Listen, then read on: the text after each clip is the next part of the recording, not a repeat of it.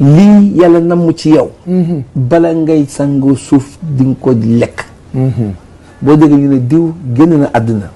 parce que lekk na wërsëgam ba mu jeex dëgg la ba du ëpp 15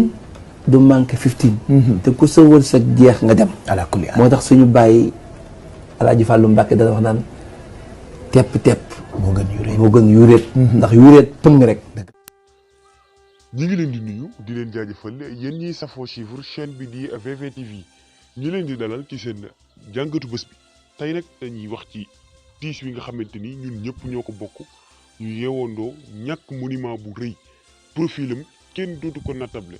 jaar-jaaram mu marqué histoire lool ci taarixu Sénégal muy papa ci Wally Seck ak Mouhamed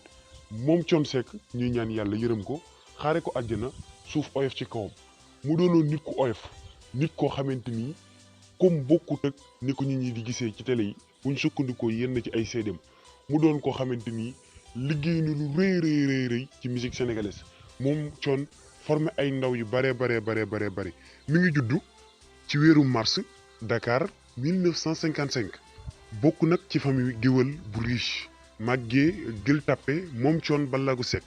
mu teel a bàyyi li nga xamante ni mooy jàng ndax jàppoon na ni ci musique rek ci la mën a jeexalee li nga xam ne mooy carrière am te it effectivement def na ci loo xamante ni duñ ne kenn déwu ko fee mais battre na record boo xamante ni du yomb dab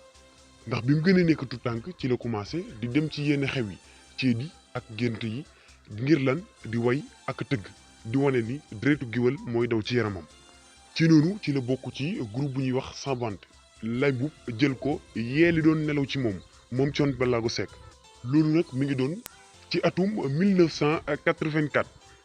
ci noonu ci la créé groupe bu boppam tuddee ko Ramdaan ànd ceeg njabootam ay magam ak i rakkam ak ay ñoñam jim bokkal li nga xamante ni mooy benn direct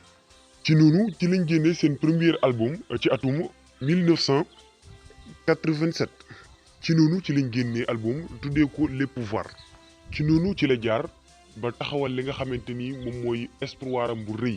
tegal patrimoine boo xamante ni ay doomam biñ dikkee ci lañ jaar képp koo xamante ni jege woon nga ko moo xam rakk nga moo xam jerbaat moo xam doom nga ci moom fexe na laa defar ba tey jii mu bàyyee la fa lu rëy buñ jëlee kenn muy Wally Ballago Seck tey bokk na ci waykat yi ñu gën a teg bët fii ci mim réew ak ci bitim réew waaye moom Thione jamono yooyu moom it bokkoon na ci artistes yi gënoon a mag fii ci Afrique ak réew mi nga xamante ni mooy Sénégal waaye tamit ak àdduna bi wërngël képp moom Thione Ballago Seck mu def ci lu rëy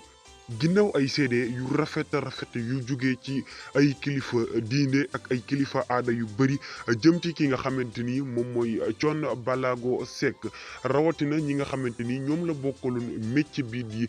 art ñu ciy def lu am solo ñu yëkkati ay kàddu yoo xamante ni ku ci nekk ci ñun bëgg nga boo wanee ginnaaw ñu seedeel la lu nu mel ci xam-xam ni mu taxawoo woon diine ak ni mu daan dimbalee ay néew di doole ñu koy ñaanal yàlla fa mu jëm dàqal ko fi mu jugee suuf oyof ci kawam yàlla atte ko ci yërmandem te yeexal ñu koy jàllee doomam ja Wally Ballago Seck ak njaboot gi yëpp di ko jàllee Sénégal Afrique waaye àdduna wërngal këpp mu dëddu àdduna niki tey dimanche le 14 mars 2021 yàlla na suuf woyof ci kawam mbokk yi li moo doonoon seen jàngatu bés bi tey jàngeen jëf yàlla